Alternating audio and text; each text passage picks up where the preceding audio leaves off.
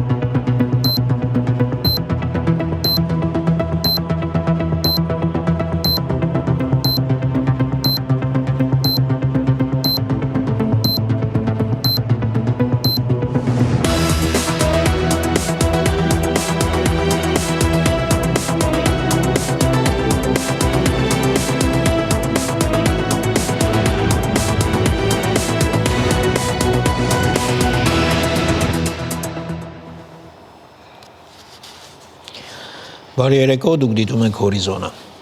Վարչապետ Փաշինյանն ընդունել Հարավային Կովկասի եւ Վրաստանի ճգնաժամի հարցերով Եվրամիության հատուկ ներկայացուցիչ Մագդալենա Գրոնոին։ Մտքեր են փոխանակվել Հարավային Կովկասի տարածաշրջանում իրավիճակի, մասնավորապես Հայաստան-Ադրբեջան խաղաղության գործընթացի շուրջ կարևորվել է Հայաստանի եւ Ադրբեջանի միջև խաղաղության եւ միջպետական հարաբերությունների հաստատման մասին համաձայնագրի նախագծի համաձայնեցումը։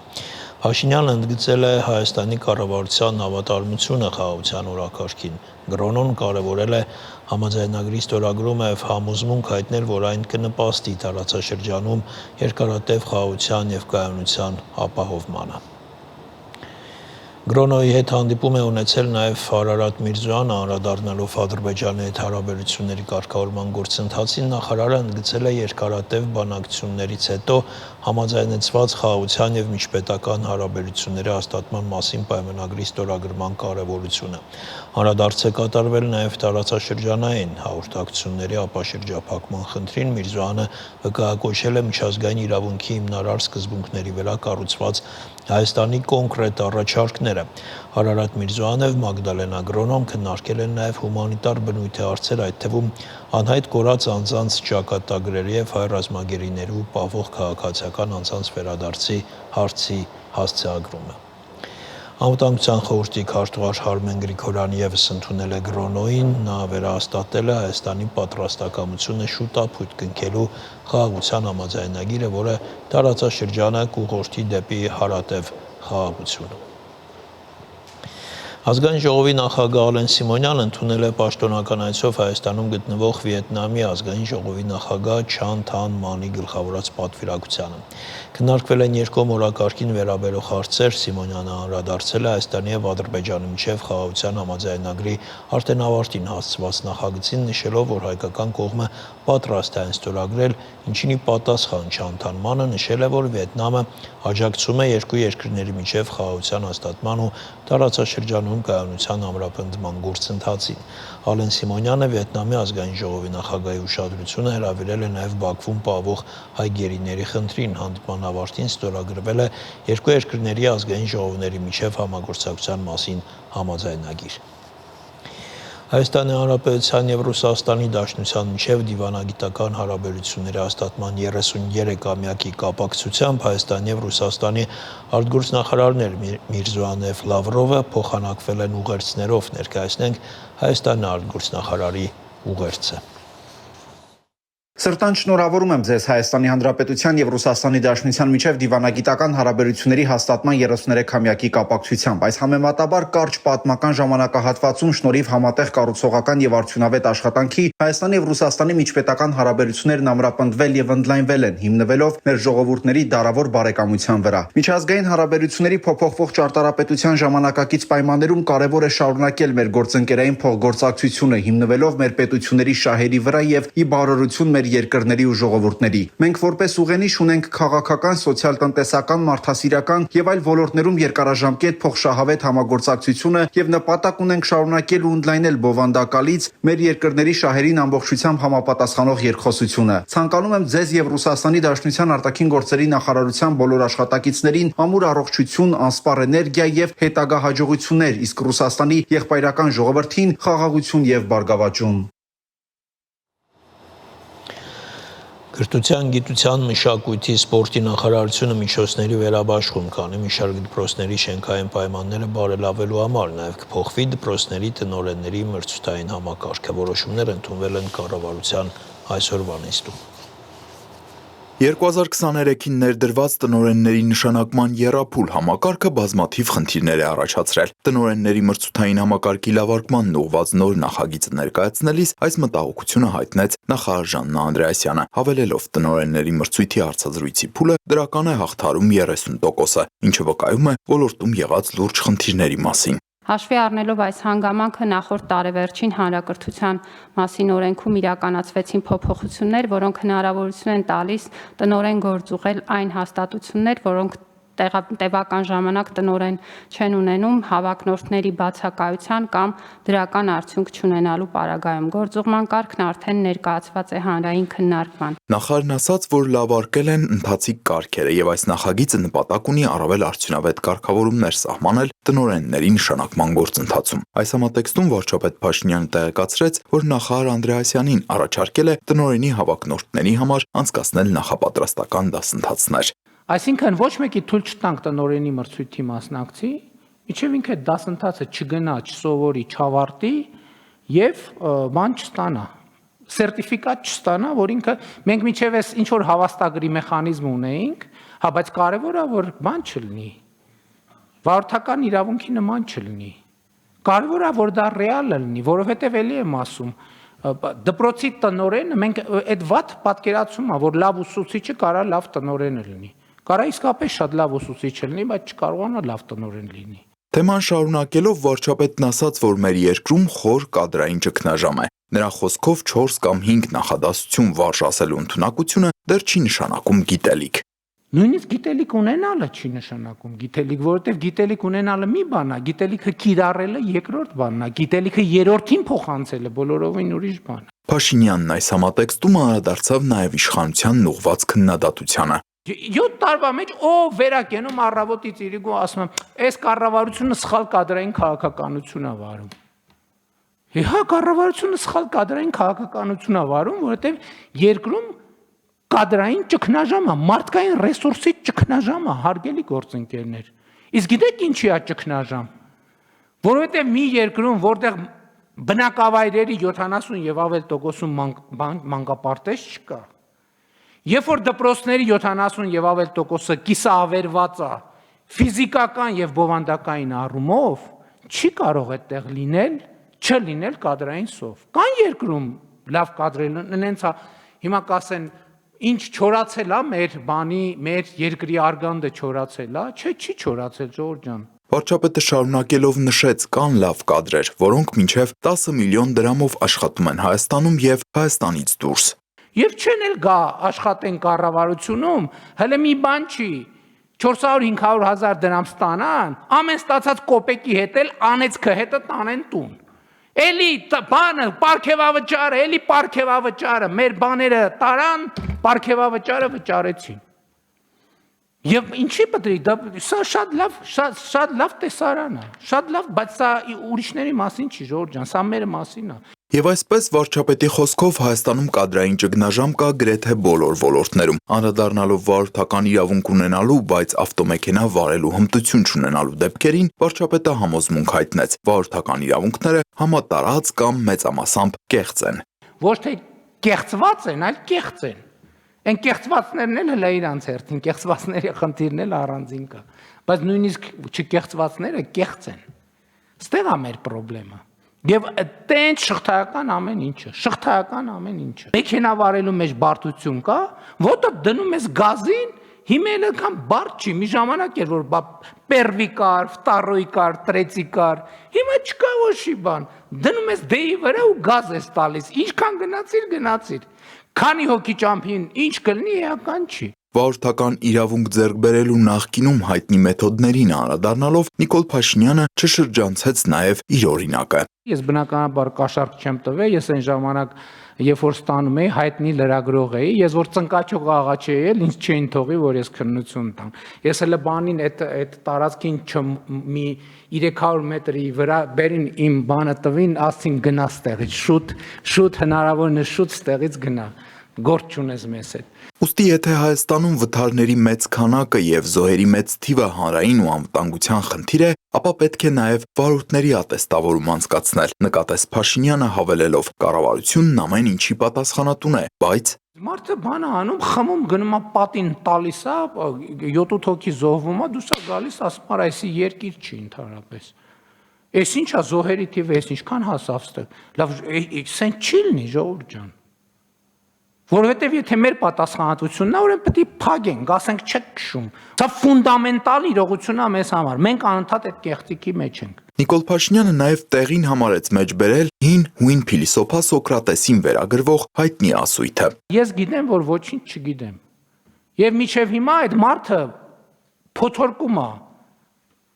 մեր մտքերը։ Իսկ մենք ասում ենք, մենք գիտենք, որ ամեն ինչ գիտենք։ Եվ սա այս դահլիճի, այս աթոռի տասնամյակների խնդրեմն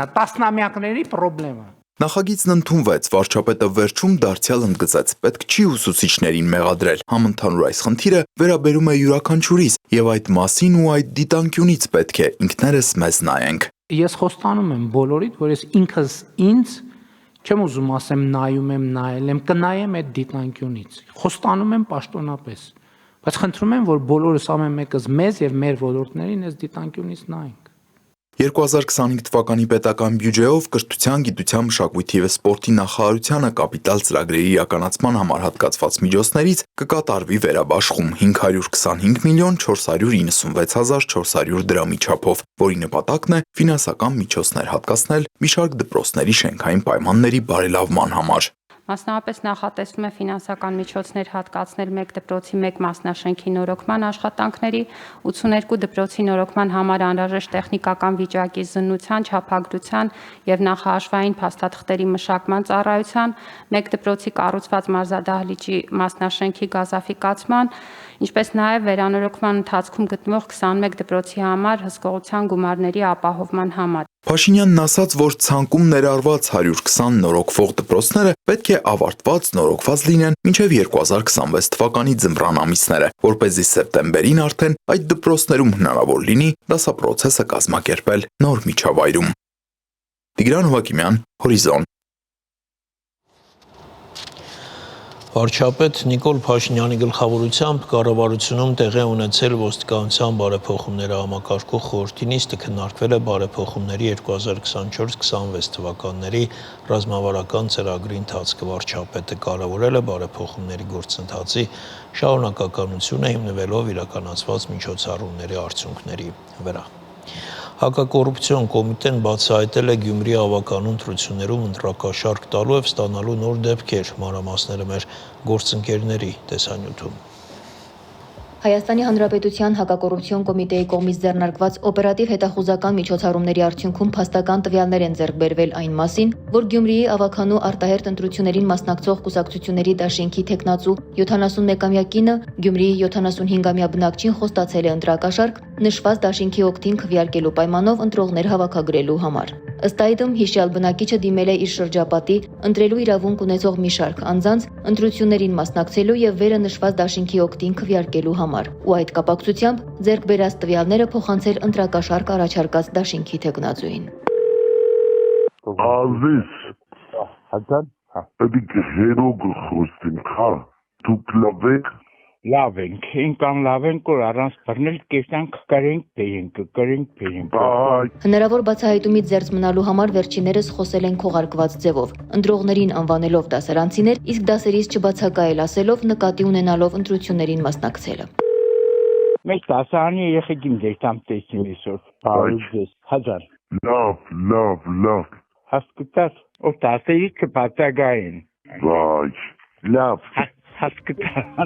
Կատարված խոզարկությունների արդյունքում հայտնաբերվել են Գյումրի քաղաքի մի շարք բնակիչների անձնական տվյալներ պարունակող ցուցակներ ձեռագիր նշումներով, այդ թվում բնակության հասցե, հեռախոսահամար, ընտրատեղամաս։ Իսկ հարցաքննված մի շարք անձինք իրենց ցուցմունքներով հաստատել են ընտրակաշառք տալու եւ ստանալու վերաբերյալ վարույթն իրականացնող մարմնի տեղեկությունները։ Հակակոռուպցիոն կոմիտեում նախաձեռնված քրեական վարույթի շրջանակում ձերբակալված հիշյալ երկու անձանց մեղադրանքներ են ներկայացվել ընտրակաշառք տալու եւ ստանալու համար։ Ի թիվս այլնի, հաշվի առնելով մեղադրյալների տարիքը եւ սեռը, վարույթն իրականացնող մարմինը դատարանին միջնորդել է կիրառել կալանավորման այլընտրանքային խափանման միջոցներ։ Նրանց նկատմամբ որպես խափանման միջոցներ են կիրառվել վարչական հսկողությունը։ Դատարանը քննիչի միջնորդություններով մեղադրյալների նկատմամբ սահմանել է նաեւ արգելքներ։ Առանց վարույթն իրականացնող մարմնի թույլտվության բնակության վայրը փոխելու, գիշերային ժամերին բնակության վայրը չլքելու, ինչպես նաև որոշակի անձանց հետ չհաղորդակցվելու եւ որոշակի վայրեր չայցելելու վերաբերյալ։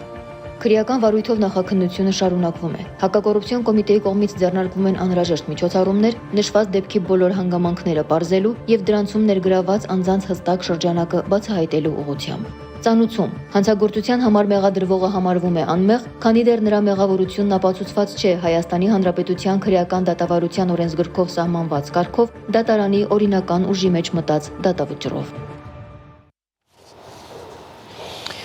Հորիզոնի այս թողարկումը ավարտվեց, կվերադառնանք մի քանի րոպեից։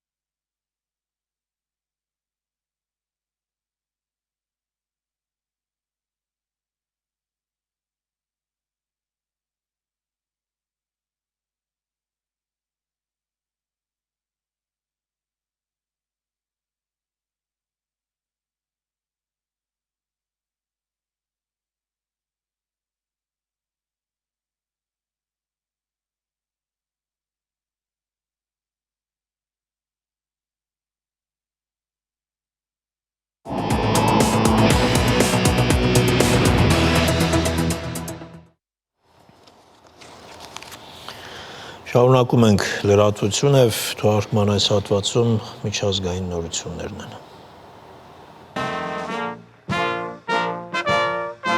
Միացյալ Նահանգների նախագահ Դոնալդ Թրամփը առևտրային պատերազմ է սկսում աշխարհի հետ, ավելի քան 2 ամիս նախապատրաստվելով իր երկրորդ նախագահական ժամկետի գլխավոր իրադարձությանը։ Սպիտակ տան Վարդերի այգում տեղի ունեցած հանդիսավոր արարողության ժամանակ Թրամփը ապրիլի 2-ը հռչակել է որպես Ամերիկայի ազատագրման օր։ Նա հայտարարել է, որ Միացյալ Նահանգներում մտցնում է ապրանքների ներմուծման մասշտաբային մաքսատուրքեր, որոնք չեն եղել անցյալ դարասկզբից ի վեր։ ԱՄՆ վարչակազմը մաքսատուրքեր է սահմանում փոխադարձության սկզբունքով։ Իդեպ 185 երկրների ցանկում չկա Ռուսաստանը։ Սա ամերիկյան պատմության ամենակարևոր օրերից մեկն է, սա ամերիկյան տնտեսական անկախության հռչակագիրն է։ Մենք Ամերիկան դարձյալ կդարձնենք մեծ ու հարուստ։ Մեր երկիրը 50 տարուց ավելի է, ինչ խեղդված է, դա այլևս չի կրկնվի։ Ապրանքների ներմուծման մասշտաբային մաքսատուրքերի սահմանման հետևանքով Միացյալ Նահանգներում ստեղծված տնտեսական իրավիճակի եւ առևտրային բալանսի դեֆիցիտի պատճառով ԱՄՆ նախագահ Դոնալդ Թրամփը երկրում արտակարգ դրություն է հայտարարել։ Այս մասին ասվում է Սպիտակ տան տարածած փաստաթղթում։ Այսօր Միացյալ Նահանգների նախագահը հայտարարեց, որ արտաքին առևտրային եւ տնտեսական քաղաքականությունը ստեղծել է ազգային արտակարգ իրավիճակ եւ նրա հրամանով պատասխան մաքսատուրքեր են սահմանվում ամրապնդելու Միացյալ Նահանգների միջազգային տնտեսական դիրքերը եւ պաշտպանելու ամերիկացի աշխատողներին։ Փաստաթղթում նշում է, որ մշտական առևտրային դեֆիցիտը ավերել է ԱՄՆ-ի արտադրական բազան, ոչ մի խթան չի թողել արտադրական կարողությունները ընդլայնելու համար, խաթարել է մատակարարման կարևոր շղթաները եւ թողել ԱՄՆ ռազմաարդյունաբերական համալիրը կախված արտաքին հակառակորդներից։ Իդեպ ԱՄՆ նախագահը ներմուծումների 10% մաքսատուրք է սահմանել նաեւ Հայաստանի համար։ Թրամփը հրապարակել է մաքսատուրքերի ցանկում ընդգրկված երկրները։ ԱՄՆ նախագահը հայտարարել է, որ բոլոր ներմուծումների վրա 10%-անոց համընդհանուր մաքսատուրքերը ԱՄՆ-ում ուժի մեջ կմտնեն ապրիլի 5-ից։ Միջազգայնագետ Սուրեն Սարգսյանը արձագանքելով Թրամփի սահմանած մաքսատուրքերին տեսակետ է հայտնել, որ Հայաստանի տնտեսության որոշ առանցքային ոլորտներ կարող են էականորեն տուժել։ Հայաստանը Թրամփի առևտրային պատերազմից անմասն չմնաց, գրեթե բոլոր պետություններն ընդգրկվել են նոր մաքսատուրքերի ցուցակում։ Թրամփը սահմանել է փոխադարձ մաքսատուրքեր, այսինքն մեխանիզմ, որի միջոցով Միացյալ Նահանգները մոտավորապես նույն մակարդակի մաքսատուրքեր է սահմանում այն երկրների նկատմամբ, որոնք սահմանափակում են իրենց շուկան ամերիկյան ապրանքների համար։ Սա իհարկե նշանակում է հայկական ապրանքների գների բարձրացում Միացյալ Նահանգների շուկայում, ինչը կազդի դրանց մրցունակության վրա։ Որոշ առանցքային ոլորտներ կարող են տուժել պահանջարկի նվազման պատճառով, մասնավորապես ալյումինի, քարերի, թանկարժեք մետաղների, գյուղատնտեսական արտադրանքի եւ ալկոհոլի արտահանումը։ Ռուսաստանի ուղղակի ներդրումների հիմնադրամի ղեկավար Կիրիլ Դմիտրևը Վաշինգտոնում է։ Ուկրաինա-Ռուսաստանի ներխուժումից ի վեր Դմիտրևը ռուսաստանցի առաջին բարձրաստիճան պաշտոնյան է, որ այցելում է Վաշինգտոն։ Ռուսաստանի ուղղակի ներդրումների հիմնադրամի ղեկավար Կիրիլ Դմիտրևն Ռուսաստանում հանդիպում է ունեցել ԱՄՆ նախագահ Դոնալդ Թրամփի վարչակազմի անդամների, այդ թվում Մերձավոր Արևելքում ԱՄՆ հատուկ պատվիրակ Սթիվեն Ուիթքոֆի հետ, ով նաև ներգրավված է Ուկրաինայում խաղաղություն հաստատելու շրջբանակցություններում։ Ամերիկյան լրատվամիջոցների փոխանցմամբ պետքարտուղարությունը նախորդին սառեցրել է Դմիտրիևի դեմ սահմանված պատժամիջոցները, որպեսզի նա կարողանա ԱՄՆ մուտքի վիզա ստանալ։ Թե ինչ են քննարկել Դմիտրիևը եւ Ուիթքոֆը, առայժմ չի հաղորդվում։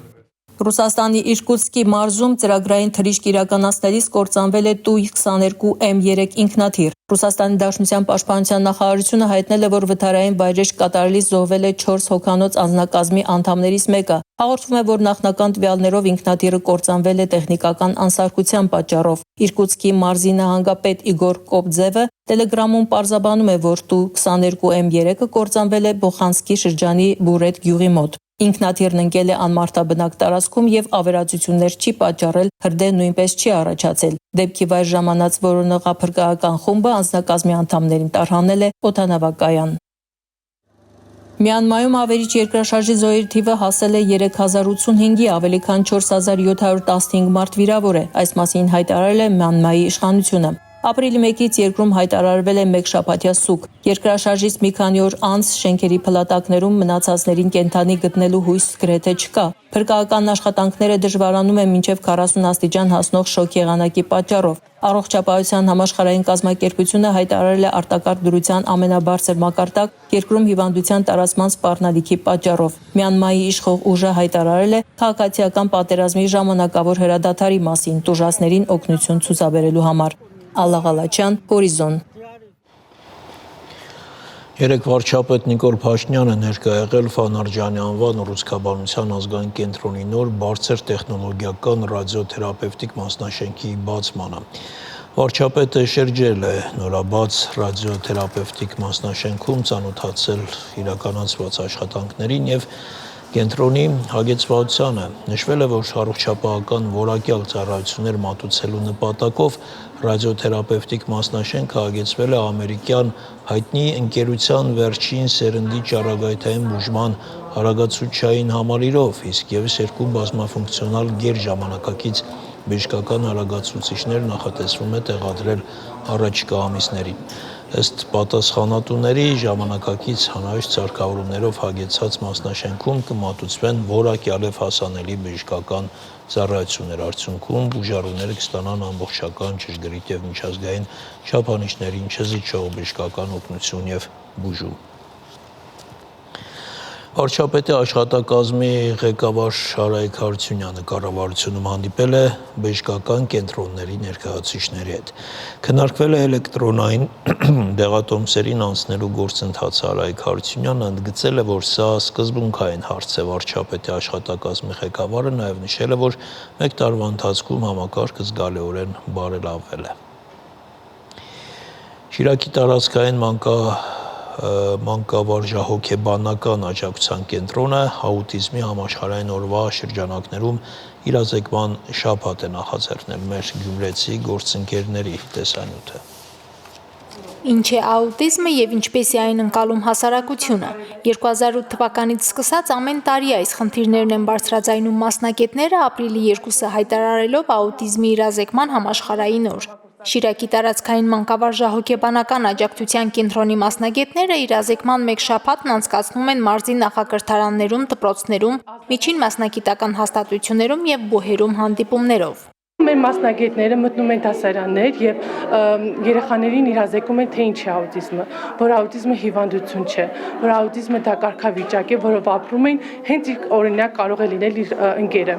եւ իրազեկվի իմանալով ինչպես կարող է օգնել, աջակցել, տարբեր վարքերի ժամանակ ինչ ռեակցիա պետք է կարողանա տալ։ Իրազեկվածությունը կարող է փոխել աուտիզմ ունեցող երեխայի կյանքի որակն ու վարքագիծը եւ նրանք սպասում են, որ շրջապատը հասկանա իրենց։ Այն որպես նյարդային համակարգի զարգացման խանգարում ի հայտ է գալիս վաղ մանկական տարիքում եւ սովորաբար մինչեւ 1 տարեկան դառնալը։ Վաղ հայտնաբերումը կախված է նախ մանկաբույժից։ Ավելի շատ երևի թե մենք կոնկրետ եսի մասին եմ խոսում, շեշտը դնում ենք ֆիզիկական զարգացման վրա եւ շատ հաճախ բաց է թողնվում այդ փոքր տարիքում աուտիզմի գնահատումը, որը իհարկե ավելի ուշադիր պետք է լինենք մենք մանկաբույժներս եւ ավելի վաղ տարիքում ախտորոշենք, որը ելի եմ կրկնում շատ դժվար է։ Շատ կարևոր է, որ նաև զարգացումը գնահատվի, որովհետև զարգացումը գնահատվում է մի քանի ոլորտներով, ֆիզիկականից բացի, որը ակնհայտ է, տեսնում ենք, որ օրինակ երեխան չի քայլում կամ չգիտեմ, չի կարողանում վազել կամ աստիճան բարձրանալ, սոցիալականը, մտավորը եւ խոսքը գնահատելը շատ ավելի դժվար է եւ ավելի երկար ժամանակ է պահանջում ու ավելի շատ գործիքներ։ Իրազեկման շաբաթվա գործնական բաղադրիչն էր ակտիվ քննարկումը մասնագիտական տարբեր խմբերի հետ։ Այս երեխաներն ապրում են մեր աշխարհում, բայց իրենց ձևով եւ դա բացահայտել է պետք զարգացման վաղ փուլում։ Բաց թողնել աուտիզմի գնահատումն ըստ մասնագետների նշանակում է նպաստել երեխայի կյանքի հետագա փուլերում զարգացման խանգարումների խորանալուն։ Այստեղ մեծ անելիք ունի նաև ծնողը, ինչքան շուտ ծնողն ընդունի ու համակերպվի այն մտքի հետ, որ իր երեխան կարիք ունի մասնագիտական միջամտության, այնքան կհեշտացնի նրա միջավայրային ինտեգրումը։ Լավ գիտեք, մեր ազգային մենտալիտետը կարծրատիպեր կան, որոնցից թերևս կան ծնողներ, որոնք չեն ձերբազատվել, իսկ մենք հնարավորինս նպաստում ենք զրույցների միջոցով, տարբեր հանդիպումների միջոցով, նմանատիպ կլոր սեղանների միջոցով մենք